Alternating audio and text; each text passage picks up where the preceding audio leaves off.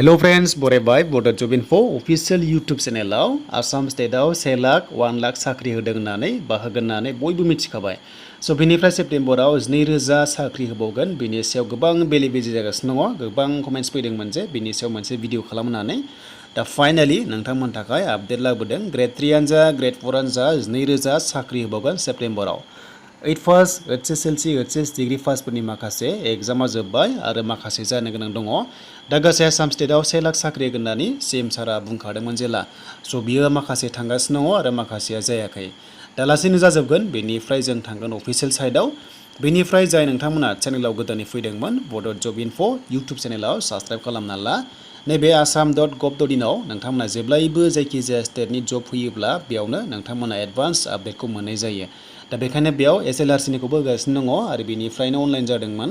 देन बेयाव नोंथांमोना भेकेन्सि वाइज ST बेनिफ्राय आनरिजार्भ गासैबो ओंखारजोब्बाय आरो बेयाव नायोब्ला नोंथांमोना नायनो हागोन।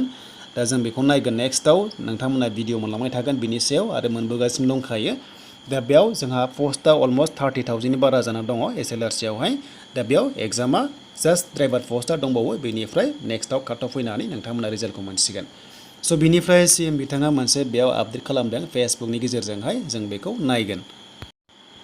दा बेयाव बिथाङा लिरदों 1 लाख जब्स आर्लियास्टनि खोथा बुंदों जे सिगाङाव बिथाङा 1 लाख जब होगोन होननानै बुंदोंमोन आसाम स्टेटआव आरो बिथांमोना डिसाइड खालामगासिनो दङ जे सेप्टेम्बराव 2000। स' बेयाव नोंथांमोना नुनो मोनदों 2000 पस्टखौ बिथांमोना सेप्टेम्बर 2020 सिगां कमप्लिट खालामगोन होनना बुंदों। माने बेयाव मा थागोन मिथिया नाथाय 2000 बेयावहाय बिथांमोना सेप्टेम्बरावनो होबावगोन होनना बुंदों आरो माने फोजोबगोन बेखौहाय। स' बे साख्रिनि बागै एपइन्टमेन्ट लेटार होनो हागौ बेनिफ्राय मे मान्थआवहाय थांनाय मे मान्थआवहाय 30,000 नि माखासे रिक्रुटमेन्टआ जोब्बाय होनना बुंदों आरो टटेल गासै 42,000 जासिगोन आरो अके।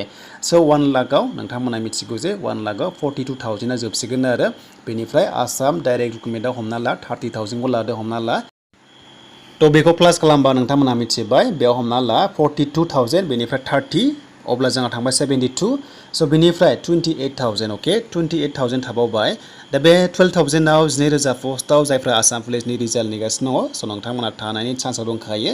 स' नोंथांमोननि फाइनाल लिस्टआ फैनायनि चान्स दङ बेखायनो नोंथांमोना बयबो रेडि जादो। नोंथांमोननि साख्रिया फैगासिनो दङ आसाम पुलिसाव कामान्डो SI बेनिफ्राय कनस्टेबल APR स' नोंथांमोना नेथ'दो। स' बिथांमोननि लिरनायखौ नायोब्ला जों मिथिगौ बेयाव बुंदों we have decided to complete recruitment for 12,000 posts on September 22, 2022।